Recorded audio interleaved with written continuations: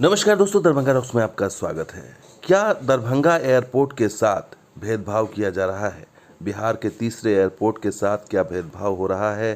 क्या इसे तरजीह नहीं दी जा रही है? आज इसी की बात करेंगे, क्योंकि दरभंगा एयरपोर्ट पर जो है RT-PCR रिपोर्ट मैंडेटरी कर दी गई है, जबकि बाकी पटना और गया के लिए मैंडेटरी नहीं है। तो ऐसा क्यों हो रहा है? या क्या यात्री दरभंगा में जो आ रहे हैं वो अलग हैं बाकी यात्रियों से? क्या दरभंगा एयरपोर्ट नया है इसलिए इसके साथ ऐसा किया जा रहा है? क्या दरभंगा एयरपोर्ट के साथ ऐसा जो किया जा रहा है, क्या इसकी वजह से जो पिछले दिनों कम संख्या हुई यात्रियों की? आपको बता दें कि बिहार में हवाई यात्रा के लिए नई कोरोना गाइडलाइन जारी हुआ है एयरपोर्ट अथॉरिटी ऑफ इंडिया की तरफ से। और इसमें देखिए कहा गया है कि महाराष्ट्र, केरल और पंजाब से आने वाले यात्रियों को दरभंगा एयरपोर्ट पर कोरोना नेगेटिव RT-PCR रिपोर्ट पेश करनी होगी और रिपोर्ट नहीं होने पर ऐसे यात्रियों की एंटीजन जांच कराई जाएगी। तो ये रिपोर्ट में साफ साफ कहा गया है। इसके अलावा ये भी कहा गया है कि जिन यात्रियों को कोरोना संक्रमित पाया जाएगा उसे क्वारंटीन कर दिया जाएगा। तो ये इसमें दिक्कत इस बात की है कि पटना और गया एयरपोर्ट पर उतरने वाले हवाई यात्रियों के लिए भी किसी प्रकार की जांच रिपोर्ट की ज़रूरत नहीं है।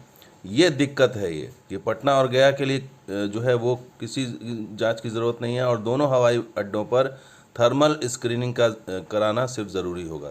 यानी आप थर्मल स्क्रीनिंग कराइए और पास हो जाएगा मामला। जबकि गया एयरपोर्ट पर सिर्फ आने वाले यात्रियों की ही थर्मल स्क्रीनिंग होगी। तो ये फ़र्क दिखाई दे रहा है कि गया और पटना पर करम है और दरभंगा पर सितम है।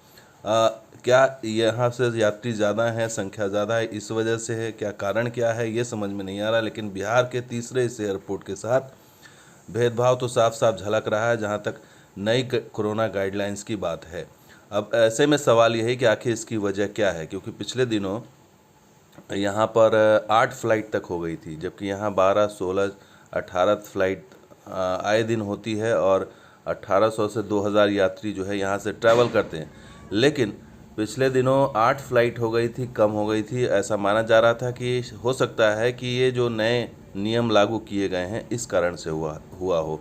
अब ये बताने वाला कोई नहीं है कि आखिर इसकी वजह क्या है। आपको बस ये भी बता दें कि पिछले दिनों बिहार सरकार ने की तरफ से भी जो कोरोना गाइडलाइन जारी हुई थी उसमें भी भेदभाव किया गया था और पटना और गया को जो है छूट दे दी गई थी ये तमाम रिपोर्ट से, और दरभंगा पर की छूट जो है वो जो उसका गाइडलाइंस में अपडेट नहीं किया गया था और एयरलाइंस कंपनियां लगातार वो रिपोर्ट्स तलब कर रही थी पर्टिकुलर कुछ राज्यों से। तो ऐसे में सवाल यही है कि पहले बिहार सरकार और अब जो है वो एयरपोर्ट अथॉरिटी ऑफ इंडिया की गाइडलाइंस कमोबेश सेम ही मिलती जुलती दिखाई देती है और इसमें स्पष्ट ये कहा जा रहा है कि पटना और गया के लिए जो है वो कोई ज़रूरी नहीं है, जबकि दरभंगा के लिए ज़रूरी है। अब ऐसे में सवाल यही है कि आखिर दरभंगा के लिए इतनी ज़रूरी क्यों कर दी गई है और बाकी एयरपोर्ट पर क्यों नहीं किया गया है? ये अहम सवाल है और यही शंका पैदा करता है कि क्या जानबूझकर ऐसा किया जा रहा है, क्या कोई साजिश के तहत किया जा रहा है, क्या है इसके पीछे? तमाम तरह के आरोप लग रहे हैं। अब इसकी आरोप की सफाई तो एयरपोर्ट अथॉरिटी ऑफ इंडिया या बिहार सरकार के संबंधित अधिकारी ही दे सकते हैं। अब देखना होगा कि आने वाले दिनों में ये सफाई आती है या नहीं आती है।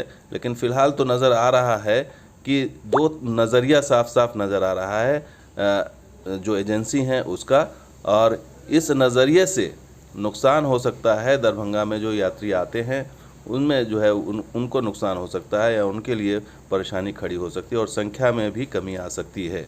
तो दोस्तों ये वीडियो कैसा लगा जरूर लाइक कीजिए, शेयर कीजिए, कमेंट कीजिए, सब्सक्राइब कीजिए। कुछ और वीडियो के साथ हाजिर होंगे। आप देखते हैं दरभंगा रॉक्स और मैं बिहार सपोर्ट भी। शुक्रिया, धन्यवाद। जय हिंद, जय बिहार, जय मिथिला।